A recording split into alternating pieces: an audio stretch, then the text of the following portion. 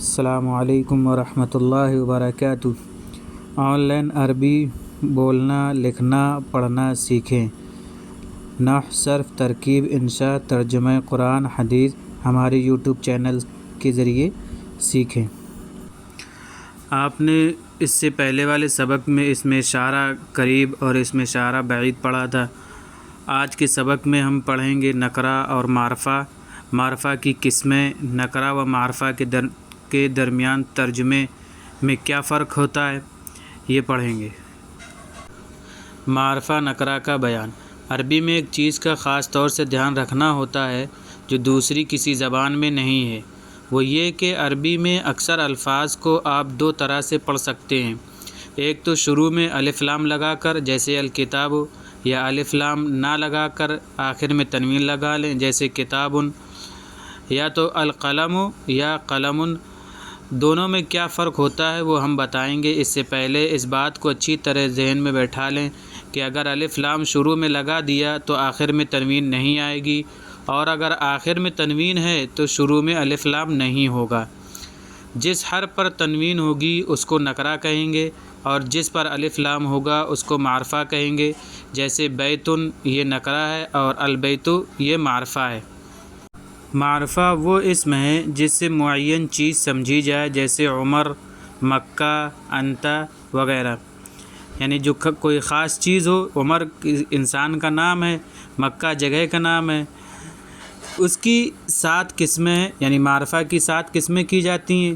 ایک ہے ضمیر، دوسرا ہے علم، تیسرا ہے اسم اشارہ، چوتھا ہے اسم موصول، پانچواں ہے معرب باللام، چھٹا ہے مضاف الی المعرفہ، اور ساتواں ہے معرفہ الندیٰ۔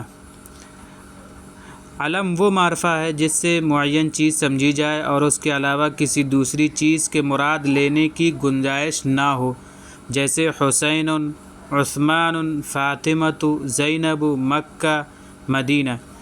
معرب باللام وہ اسم ہے جس کے شروع میں الف لام لا کر معرفہ بنایا گیا ہو، جیسے الرجل، رجل تھا، اس کو الف لام لگا کر اس کو معرفہ بنا لیا، یعنی خاص کر دیا ہم نے۔ الفرس، مضاف الی المعرفہ، اس سے مراد ہر وہ اسم ہے جو ضمیر یا علم یا اسم اشارہ یا اسم موصول یا معرب باللام کی طرف مضاف ہو اور اضافت معنوی ہو، جیسے غلامہ اس کا غلام، غلام زہیر زہیر کا غلام، غلام ھذا، غلام الذی عندی، غلام الرجل۔ منادی وہ اسم ہے جس کے شروع میں حروف ندا میں سے کوئی حرف ہو اور اس ندا سے تعین مقصود ہو، یعنی کوئی چیز مقصود ہو، متعین مقصود کرنا ہو، جیسے یا رجل۔ اور اگر ندا سے تعین مقصود نہ ہو، مثلا اندھا پکارے تو یا رجلاً خذ بیدی، تو معرفہ نہ ہوگا۔ معرفہ اور نکرہ کے ترجمے میں فرق۔ نکرہ میں ایک کا ترجمہ کیا جاتا ہے، واحد ہے تو ایک یا کوئی سے ترجمہ کیا جائے گا، اور جمع ہے تو چند یا کچھ سے ترجمہ ہوتا ہے، جیسے قلم ایک قلم، کتاب ایک کتاب۔ جبکہ معرفہ میں ایک کا ترجمہ نہیں ہوتا، جیسے الکتاب اس کے معنی ہوں گے کتاب، ایک کتاب ترجمہ نہیں کریں گے، کیونکہ ایک کا ترجمہ تنوین سے پیدا ہوتا ہے اور معرفہ میں تنوین نہیں لگتی ہے، اور تنوین نہ لگنے کی وجہ یہی ہے کہ معرفہ جب بناتے ہیں تو الف لام لگا کر معرفہ بناتے ہیں، اور الف لام جو ہے تنوین کو روک دیتا ہے، اس وجہ سے معرفہ میں ایک کا ترجمہ نہیں کیا جائے گا۔ تنوین کے معنی اوپر بتایا جا چکا ہے کہ تنوین سے ایک معنی پیدا ہوتے ہیں، جیسے ھذا کتاب، یہ ایک کتاب ہے۔ یہاں پر ایک اور چیز سمجھ لیں کہ ہے کا ترجمہ بھی تنوین سے ہی پیدا ہو رہا ہے، اسی لیے اگر ہم یہ کہہ دیں ھذا الکتاب تو اس کا ترجمہ ہوگا یہ کتاب، اس میں یہ کتاب ہے کا ترجمہ نہیں کریں گے، کیونکہ کتاب پر تنوین نہیں ہے، اور اگر تنوین نہیں ہے تو پھر ایک کا ترجمہ نہیں کریں گے، اور تنوین اگر لگ جائے گی تو پھر لا محالہ ایک کا ترجمہ ہوگا یا پھر ہے کا ترجمہ ہوگا۔ نیچے جو الفاظ معرفہ ہیں ان کے سامنے معرفہ لکھیں، اور جو نکرہ ہیں ان کے سامنے نکرہ لکھیں۔